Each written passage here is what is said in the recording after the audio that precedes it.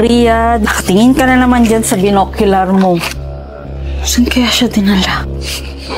Hoy, Ria, nakikinig ka ba? Napapansin ko gabi-gabi ka na lang sumisingit dyan sa binocular mo na yan. Ano bang nakikita mo dyan? Mga anak, nabalitaan niyo pa rin yung nangyari sa kapitbahay natin. Nawawala yung anak nilang panganay. Mula alas 3 ng madaling araw, wala na talaga eh. Alam niyo pang pinaghihinalaan nila. Yung nanay lang din mismo, yung may sinto-sintong nanay. Eh, hindi. Anong hindi? Kilala mo ba kung sino? Nakita mo? Oo nga. Hoy, Ria, hindi ka pa ba tapos dyan? Hoy, Ria! Yung bunso naman ang nawala. Panganay yung nawawala? Hindi pa ba nahahanap nga ngayon? Mga anak, ito na nga pa yung sinasabi ko. Nawawala na yung panganay. Sumunod din na nawawala yung anak nilang bunso. Kaninang alas 3 din ng madaling araw. Ano kaya nangyayari ngayon?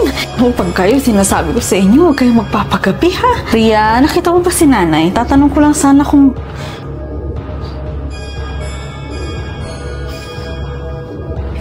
Amin na nga yan. Ate, amin na yan. Susunod na yung nanay, te. Susunod na. Hoy, Ria, umamin ka nga sa akin. Nakikita mo bang paano nawawala yung mga anak ng kapitbahay natin? May alam ka ba kung sino gumagawa nun? Kaya ka palaging nakatingin dito? 59. Sabi mo, Ria, sa tuwing alas 3 ng madaling gaganap ang mga krimen. Pag ako walang nakita ngayong alas 3, susumbong talaga kita kay nanay.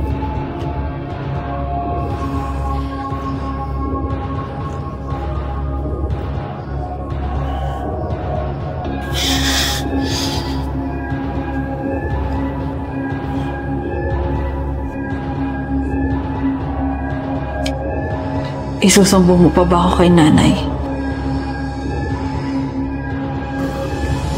O si nanay ang isusumbong natin sa mga pulis? Mga anak, nabalitaan niyo na ba? Nawawala na rin yung nanay nila. Sino ang may gawa nito?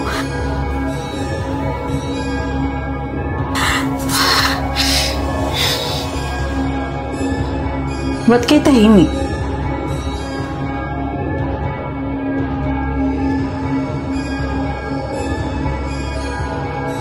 Binocular? Anong gagawin ko dito?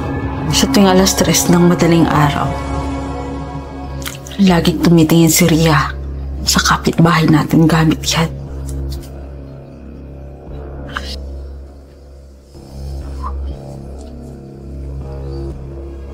So, may alam ka, Ria?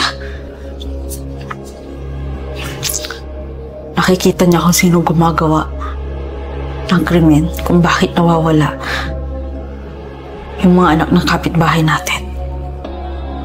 Nakikita mo kung anong ginagawa sa mga bata? So, bakit mo nagawa yan, Nay? Pinagtulungan ninyo ng asawa niyang lalaki ang pagkamatay ng mag-iina.